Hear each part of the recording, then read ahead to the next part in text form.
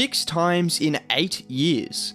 The Golden State Warriors are back in the NBA Finals for a 6th time in just 8 seasons, and one of those 8 seasons doesn't even really count because everyone was injured, but that just makes this achievement all the more impressive, because no one gave the Warriors a chance of making it back to where they belong once Kevin Durant left, once Stephen Curry, Klay Thompson, and Draymond Green all suffered significant injuries at different periods in time over the last 2 seasons.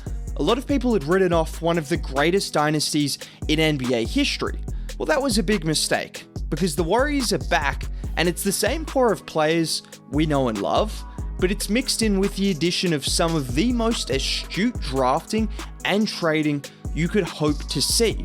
But before we talk about any of that, before we even talk about the first Western Conference Finals MVP in NBA history, let's take a moment to give Kevon Looney his flowers.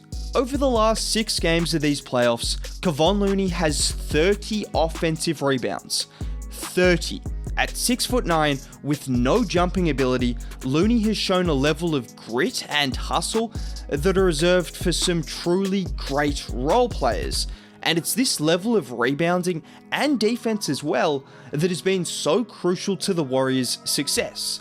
Let's take it back to Game 5 against the Dallas Mavericks. The Warriors were cruising to a blowout victory when all of a sudden the Mavericks went on a 14-0 run and made things interesting. Step up Kevon Looney. He enters the game with the Dubs up 14, and his first possession is a switch onto Jalen Brunson. Brunson initially backs it out before then trying a multitude of different moves to try and get Looney off balance, none of which work at all before he is forced to kick it out to Luka on a last-second missed 3.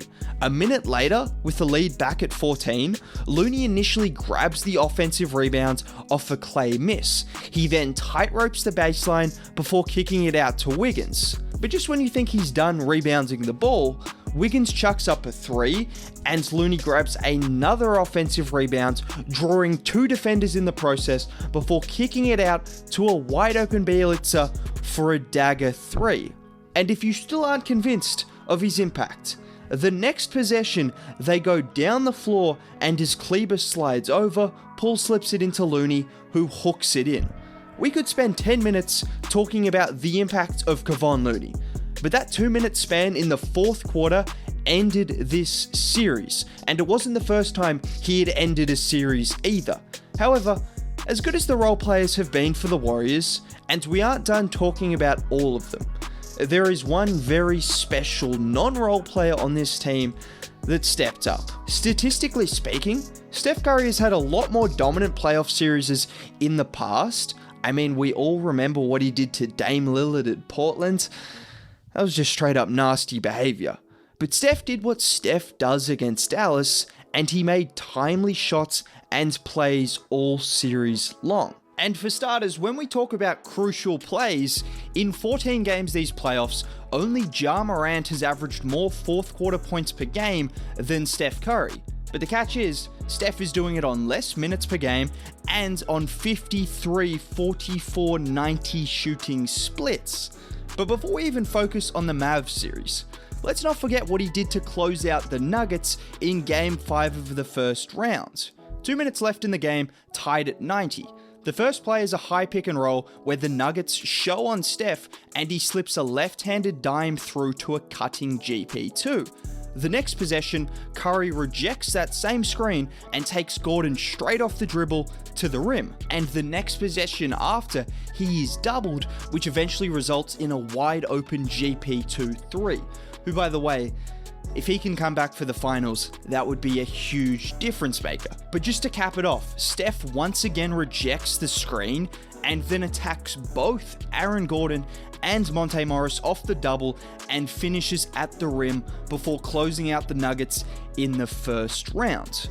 But not only has Steph been the best closer in these playoffs in rounds 1, 2, and 3, but his defense needs more credit. After watching the last 2 rounds, the difference in defense between Ja and Luka and then Steph is a lot larger than I think people are admitting. Watch this play. Luka has it in transition. Steph recognizes the switch is coming and points it out to Looney. He then forces Luka baseline where the Warriors have help with Draymond.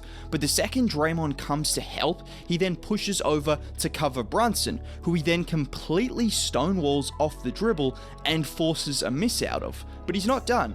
The ball is tapped out to Luka, who throws up a prayer, which Steph reads and puts his body on the line to stop from being an offensive rebound. That's just one of many defensive sequences where Curry is being a good defender, which in comparison to those other guys that I mentioned is night and day. And this is the same reason Steph loves when people give his defense the credit it deserves. Being the two-way player that you are, you know, on both ends, when you when you looking at film.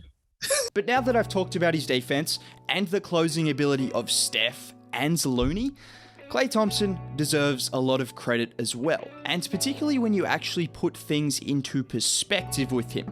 He said this time last year he was just starting to jog again. Well, 1 year later, Klay is dropping 32 in Game 5 of the Western Conference Finals and doing what Klay has always done, which is make big shots in big games. And it was a combination of relentless off-ball movement in addition to smart screens set by Draymond and Bjelica, and also mixed in with some of the off-the-dribble shots Klay has been making all playoffs long. But there was one play in the third quarter that just summed up the greatness of Klay Thompson.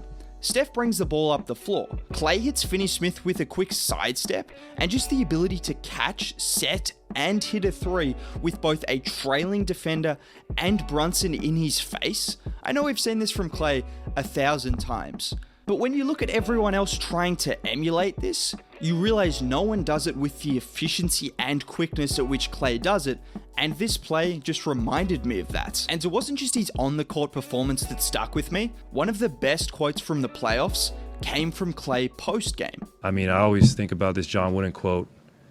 He said, "It's amazing what a team can do when nobody cares who gets the credit," and I genuinely feel that way about our team. And this speaks to this video and this team. You could highlight Jordan Poole's first round and second round series as a reason the Warriors made it here, Wiggins' defense and willingness to attack Luka off the dribble, or the level of defense Draymond has played all season long. What about Steve Kerr and his willingness to try zone defense or box and one when necessary? Heck, Nemanja Bjelica and Otto Porter Jr., from top to bottom, you could give credit to everyone, and everyone on this roster deserves the credit.